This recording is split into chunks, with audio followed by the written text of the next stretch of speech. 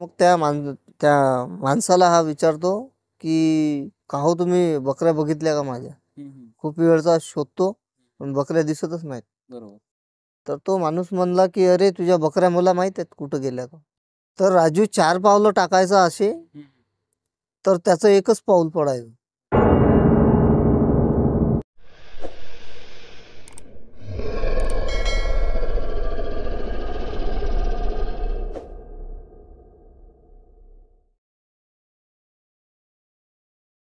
नमस्कार मित्रांनो, रहस्यमय घटना या चॅनलवर आपलं सर्वांचं स्वागत आहे. मित्रांनो, काही घटना जे आहेत ते आपले लोक जे आपले सबस्क्रायबर आहेत ते आपल्यापर्यंत अशा अलग अलग प्रकारे आपल्यापर्यंत पोहोचवतात. तर काही असे सबस्क्रायबर आहेत जे आपल्याला कॉलवर सांगत असतात. आता जे आपल्या संग जुळत नाहीत त्यांच्या ज्या स्टोरी असतात ते आपण दीपक भाऊच्या थ्रू आपल्यापर्यंत पोहोचत असतो आपण. आणि अशीच एक स्टोरी आहे, ती आली आपल्याला कॉलवर.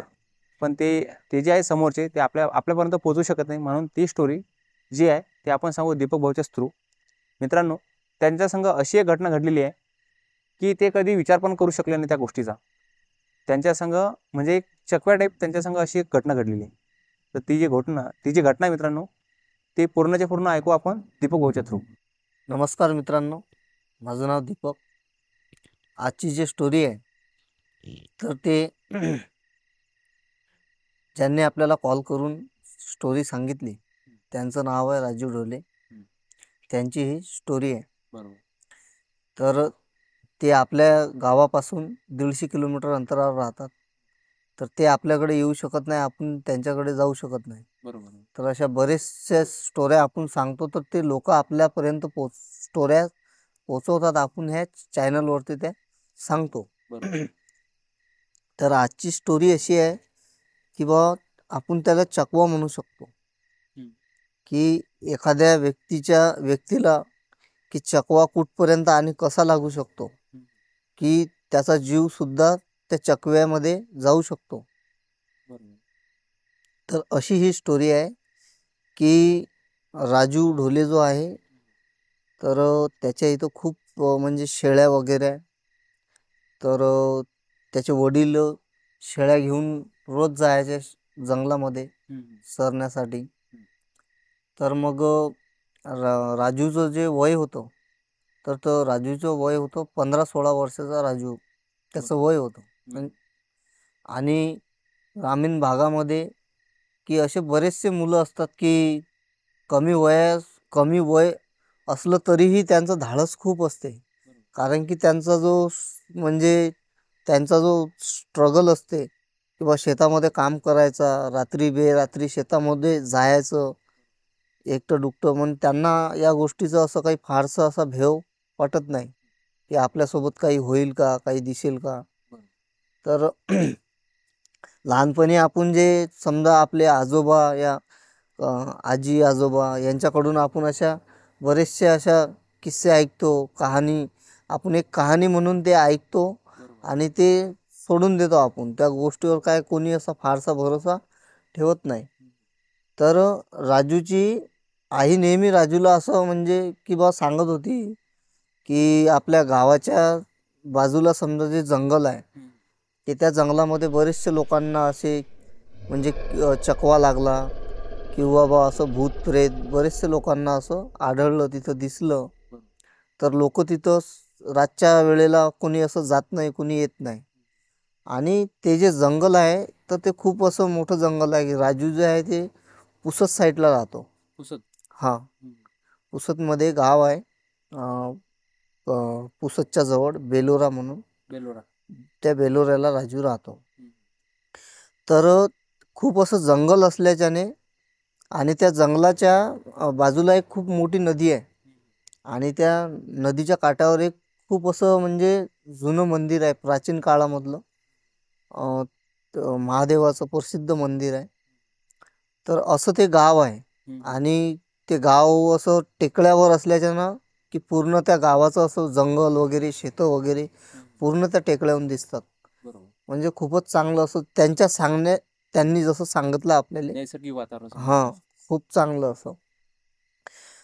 तर मग एका दिवशी असं झालं की बा राजूचे जे वडील होते, त्यांना कुठंतरी बाहेरगावला कामानिमित्त जावं लागलं. मग त्यांना कामानिमित्त जावं लागलं तर त्यांनी राजूला सांगितलं की बा आजच्या दिवस तू शाळेमध्ये जाऊ नको, तू आजच्या दिवस ह्या जे बकऱ्या आहे आपल्या घरच्या शेळ्या ह्या घेऊन तू जंगलामध्ये चारायला जा. तर राजू हो बोलला. तर मग राजूनं सकाळी बकऱ्या सोडल्या 12-1च्या टायमिंगमध्ये. आणि मग राजूची आई राजूला म्हणतही होती की बा तू जास्त लांब जाऊ नको बकऱ्या घेऊन, जवळपासच कुठंतरी गावाच्या तू बकऱ्या चार. तर तो हो बोलला. आणि त्याची आई जाताना म्हणत होती की तुला पुन्हा एकदा सांगतो की गावापासून जास्त लांब जाऊ नको, आजची विशेष म्हणजे बा पौर्णिमा आहे. तर मग राजू म्हणे काय म्हणे स्वतः तू भीतन मले भेवाडतोय, बकऱ्या तर चारून आणाच लागतील. मग असं म्हणून राजू निघून जातो. राजू निघून जातो आणि बकऱ्या चारत चारत जातो. तो राजू गावापासून खूप लांब जातो, जंगलात, त्याच जंगलामध्ये जातो. आणि त्याला म्हणजे असं की आपल्या सोबत आता समोर काय होणार या गोष्टीची अजिबात जाणीव नव्हती. राजू मग पाणी भरण्यासाठी, त्याच्याकडचं पाणी संपलं होतं सांगल्याप्रमाणे की बा जंगलाच्या बाजूलाच नदी होती. मग त्या नदीच्या दिशेला राजू पाणी भरण्यासाठी गेला की त्याच्याकडे एक पाण्याची बॉटल होती, ते खतम झालं होतं पाणी. तर मग बकऱ्या अशा चरत होत्या, तर त्याला वाटलं आपण पाणी घेऊन येऊ. आणि तो पाणी घ्यायला गेला तर त्याला 10 या 15 मिनिटं असा वेळ झाला असेल जाऊन परत यायला वापस त्याच जागेवर. त्या जागेवर तो आला तर त्या जागेवर बघते की बा एकही शेळी तिथं नाही आहे. तर मग त्याच्या मतानं की बा समोर गेले असतील. तो समोर जातो अजून. मग जसा जसा तो समोर जाते त्याला असं त्या बकऱ्यांचा जसा आवाज येतो की बा या दिशेला बकऱ्या समोर आहेत म्हणून. तर मग तो तसाच त्या दिशेला समोर जातो, पण बकऱ्या त्याला काही दिसत नाही, शेळी एकही त्याला दिसत नाही. तर एक शेळी त्याला अशी समोर म्हणजे खूप अंदर गेल्यावर त्याला एक शेळी दिसते त्याची. तर त्या शेळीला तो आवाज सुद्धा मारतो. तर ती शेळी खूप अशी धावत निघते अशी समोर. तर हा पण धाव घेतो तिच्या शेळीच्या मागे आणि धावत धावत जातो तर ती शेळी एकदम गायब होऊन जाते. तर तो म्हणते आता इकडे आपण बघितली, मग आता नेमकी शेळी गेली कुठं. की मग अजून जंगलामध्ये खूप अंदर जातो, की एवढाही तो अंदर जंगलामध्ये चालला जातो की ज्या रस्त्याने तो गेला त्याला तो रस्ता सुद्धा त्याला आता माहित नव्हता की आपण नेमकं कुठल्या रस्त्यानं इथे एवढं अंदर घुसलो आपण. कारण जंगल म्हणलं तर खूप झाडं झुडपं आणि एक माणसाला ते दिशाभूल झाल्यासारखी होते की नेमकं आपण या दिशेनं आलो होतो की या. तर अशातला प्रकार त्याच्या संग झाला. तर तो पूर्ण जंगलामध्ये फिरतच होता. त्याला बकऱ्याचा आवाज येत होता, पण मात्र बकरी त्याला एकही त्याची दिसत नव्हती. तर मग त्याला एक असा माणूस दिसला त्या जंगलामध्ये. पुऱ्या जंगलामध्ये एक असा माणूस दिसला त्याला. तो खूप उंच होता माणूस आणि याच्या मनी ध्यानी असं काहीच नव्हतं की नेमका हा आहे कोण. त्याला असं वाटलं की जसं माणूस असते त्या माणसाप्रमाणेच हा एक माणूस आहे. हा आणि हा खूप म्हणजे वैतागून गेला होता कारण बकऱ्याच सापडत नव्हत्या. तर मग त्या माणसाला हा विचारतो की का हो तुम्ही बकऱ्या बघितल्या का माझ्या? खूप वेळचा शोधतो पण बकऱ्या दिसतच नाहीत. तर तो माणूस म्हणला की अरे तुझ्या बकऱ्या मला माहित आहेत कुठं गेल्या का. हा. तर म्हणे म्या या दिशेला म्हणे आवाज ऐकला होता बकऱ्याचा, म्हणे इकडे समोर आल्या म्हणे आणि अशा इकडे गेल्या म्हणे साईडले. तर म्हणे तू चाल म्हणे समोर, मी हाव तुझ्या मागे मागे. तर राजू 4 पावलं टाकायचा असे तर त्याचं एकच पाऊल पडायचं. तर राजू असा बघायचा असा तिरपी नजर करून मागे की बा माणूस आपल्या सोबत आहे का. तर अजून तो राजू विचारत होता त्या माणसाला का हो बकऱ्या तर दिसत नाहीत. तो माणूस म्हणे अरे बकऱ्या आहेत ना म्हणे, त्या चरत चरत खूप अंदर गेल्या असतील, मी का खोटं बोलतो तुझ्या संग. तर असं म्हणत म्हणत की राजू एकटा बडबड करत होता. राजूला असं वाटत होतं की तो व्यक्ती आपल्या मागे मागे आहे. पण थोडंसं समोर जाऊन राजू वळून मागे बघतो की बा मागून काहीच असं म्हणजे आवाज वगैरे बंद झाला होता. मागं कोणीच नाही. मागं कोणीच नाही. मग खूप त्याला असं घाबरल्यासारखा झाला तो. बरोबर, की बा एवढा मोठा माणूस आखरी गेला कुठं? हा, एवढा मोठा माणूस गेला कुठं मग? एक तर बकऱ्या सापडत नव्हत्या. मग त्याला असं वाटलं की बकऱ्या बिकऱ्या आता जाऊ द्या, आता आपण सरळ घराच्या रस्त्यानेच निघू. पण रस्त्याने निघायचा तर रस्ता दिसत नव्हता, कारण दिशाभूल झाली. दिशाभूल झाली तर त्याच्याकडची जे पाण्याची जी बॉटल होती ते बॉटल पण पडली त्याच याच्यामध्ये चालता चालता त्या झाडामध्ये. तर तो असा चालत चालत की बा असा की रस्ता शोधत होता. तर त्याला एकदमच असं त्याच्या जवळ कोणी असं जोरात येऊन त्याच्या कानामध्ये जसं कोणी किरकाळी मारते, आणि तो तेवढ्याच जोरात भीत होता. तर तो एवढा घाबरला की तो पळत निघाला त्या जंगलामधून. तर मग जंगल म्हणलं तर मग याच्यात झाडा झुडपाचे पूर्ण त्याला असे हे लागले, काटे वगैरे पूर्ण. तर तो जाऊन एका ते जे नदी होती जंगलाच्या बाजूला, त्या नदीच्या काठावर जाऊन तिथं तो पोचला. तिथं उभा राहिला. तर त्याला खूप तहान लागली. तर त्या नदीच्या काठावर तो की बा आता पाणी पिऊ आपण. तर जसा तो खाली असा उतरला त्या काठावर की त्याला असं धरून म्हणजे पूर्ण पाण्यामध्ये ओढलं. बरोबर, पाण्याच्या आतमध्ये असं कोणतरी आहे की हा, पाण्यामध्ये वळत आहे. वळत आहे. त्यानं त्याचे दोन्ही हात असे काठावर टेकवले की त्याचं पूर्ण असं मुंडकं पकडलं असं डुबण्यासाठी पाण्यामध्ये, आणि त्यांनी त्याचे असे दोन्ही हात त्या मातीला लावले असे काठावर. तर त्याचे गुडघे एवढे त्या नरम मातीमध्ये घुसले, हात एवढे पूर्ण त्या मातीमध्ये घुसले. तो खूप म्हणजे असा जोर लावत होता बाहेर निघण्यासाठी. शेवटी मग तो असा इतक्या जोरात की त्यानं त्या तिथं जे मंदिर आहे ते प्रसिद्ध आहे आजूबाजूच्या पूर्ण गावामध्ये, त्यांनी तसं जसं समजा महादेवाचं असं नावाचं उच्चारण केलं त्याने की तो तेवढ्या जोरात असा म्हणजे असा साईडला पडला, मागे पडला, वापस फेकल्या गेला तो.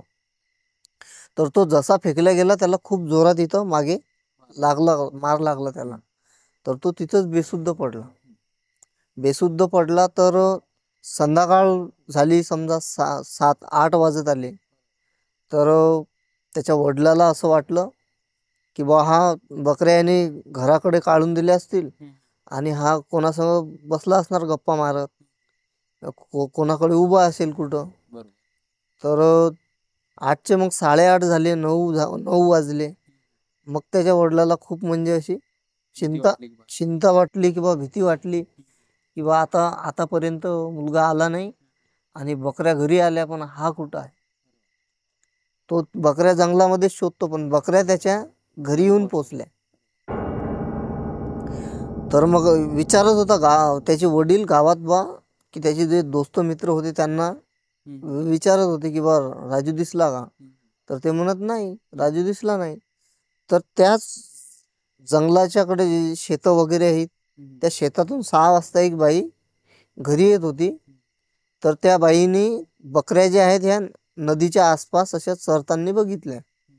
तर त्या बाईने सांगितलं मी बकऱ्या नदीच्या जवळ अशा बघितल्या चरताना, पण तुमचा मुलगा मला दिसला नाही. तर मला वाटलं मुलगा समोर गेला असणार.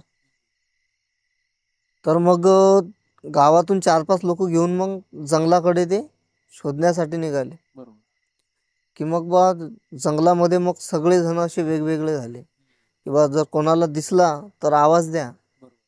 आणि रातचं वातावरण म्हणजे किती जरी लांबून आवाज दिला तर स्पष्ट आवाज येतो. तर मग असे शोधता शोधता तो एका जणाला बेहोश अवस्थेत तिथं त्या नदीच्या काठी सापडला, काठावर समजा. हा, मग त्याने आवाज दिला, आरडाओरडा केला, सगळे जमा झाले. राजूला तिथून उचललं त्यांनी, घरी आणलं. घरी आणल्यावर राजू शुद्धीवर आला. मग राजू सांगत होता की त्याच्यासोबत काय झालं म्हणून. किंवा एक माणूस भेटला आणि तो माझ्या मागे चालत होता मी 4 पावलं चालायचो, तो एकच पाऊल टाकायचा आणि तोही एकदम गायब झाला. पण मला पुऱ्या जंगलामध्ये बकऱ्याचा आवाज येत होता, पण बकऱ्या नेमक्या मला दिसतच नव्हत्या. आणि नदीच्या काठावर पोचलो, तिथं पाणी प्यायसाठी. तर कोणीतरी पाण्यामध्ये असं वळत आहे, असं मुंडकं धरून. तर गुडघे आणि हाताच्या याच्यावर मी ते म्हणजे खूप प्रयत्न केला. आणि जेव्हा असं लक्षात आलं की आपल्या संग नेमका आता हा भूताचाच प्रकार होतो, तर जसं देवाचं उपचारण सुरू केलं, तर मी एकदम असं झटक्याने मागं जसं मला फेकून दिलं आणि मला मागे मार लागला, मग मी बेशुद्ध झालो. तर मग राजूला तिथून त्यांनी त्या मंदिरामध्ये नेलं आणि तिथून राजूला धागा दोरा पाणी देऊन दर्शन वगैरे राजूनं घेतलं. त्याच्यानंतर मग राजू हा बकऱ्या घेऊन कधीच गेला नाही आणि त्याच्या वडिलांनी त्या सगळ्या बकऱ्या बाजारात नेऊन विकून टाकल्या. कामच ठेवलं नाही. कारण की राजूची आई म्हणत होती की म्हणजे की नदीमध्ये जर पडला असता तर तो फक्त त्याची बॉडीच बाहेर आली असती. तर अशी ही स्टोरी होती राजू ढोलेची, त्यांनी सांगल्याप्रमाणे. तर मित्रांनो, ही जी स्टोरी आहे ही आहे राजू ढोलेची. त्यांचं जे गाव आहे त्यांचं जे गाव आहे ते आहे पुसद बेलोरा. आपल्या गावावरून ते 150 किलोमीटरच्या अंतरावर आहे. आणि त्यांची जी स्टोरी आहे त्यांनी आपल्याला कॉलच्या माध्यमातून आपल्यापर्यंत पोहोचवलेली आहे. असेच मित्रांनो थरारक अनुभव ऐकण्यासाठी किंवा लोकांचे जे सत्य घटना असतात ते ऐकण्यासाठी चॅनलला सबस्क्राईब करून ठेवा. आणि तुमच्याकडे जर काही अशा स्टोरी असेल तर आम्हाला नक्की कळवा. या चॅनलच्या माध्यमातून नक्की आम्ही लोकांपर्यंत तुमचा अनुभव शेअर करू. तर मित्रांनो, भेटूया पुढच्या व्हिडिओमध्ये.